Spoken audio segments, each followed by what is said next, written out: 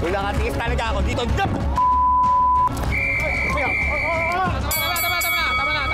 Tama na po. Okay na po. Okay na po yan. Okay na po, ha? O, kalma na po, ha? Kuya Robert, bakit mo pinutol yung puno? Ikaw ba ang pumutol? Po ma'am, kaya naman po pinutol yung puno pong yun. Bali yung pinakasanga niya, umano na po sa pinakahagdan po ng bahay namin, masyado mahaba na po. E paano ko po kung kapangan po na ahas yun?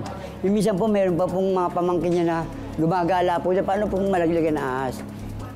Okay, Kuya Robert, naintindihan mo ba na ito ay itinanim eh? Naintindihan ko naman Pero po. nagpaalam ka ba? Eh, wala naman po kasi siya, nasa trabaho.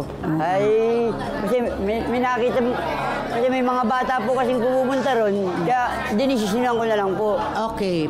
Pero sa akin, Kuya Robert, kung tayong dalawa ang mag-uusap tungkol doon, mali yun ha. Dapat hinintay mo siya.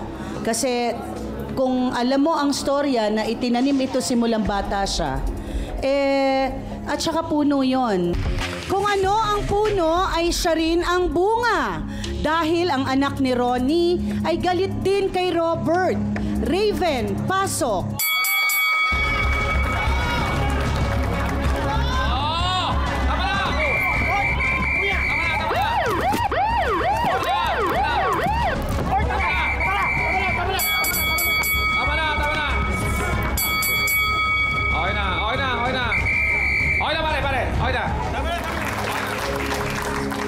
Raven, diretsahang tanong, bakit galit ka kay Robert?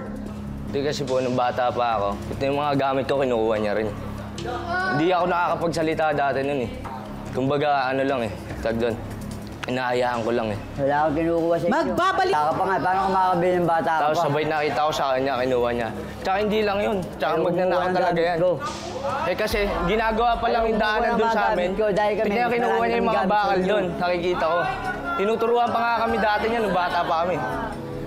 Kaya di ka ginagalang ng mga pinsang ko eh. Kaya pala. Kaya ngayong anak mo, di ba si Bibi?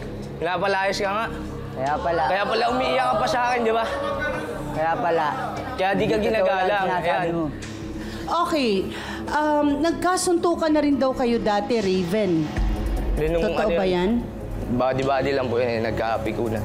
Ano naman ang saloobin mo dito sa tungkol sa pagputol ng puno? Parang Hindi naman tsuhin dapat na siya ba niya? nangingialam sa Tsuhin niya? puno na yun eh. Kasi anong karapatan mo doon? Ikaw ba nagtanim? Hindi sa inyo yun.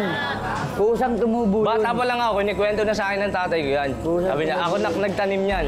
O ano pong sasabihin mo doon? Tsaka ano pakialam mo doon? Paano tutubuan ng aso? Nasa taas. Hindi, Asan hindi. yung bahay mo nandito, layo-layo.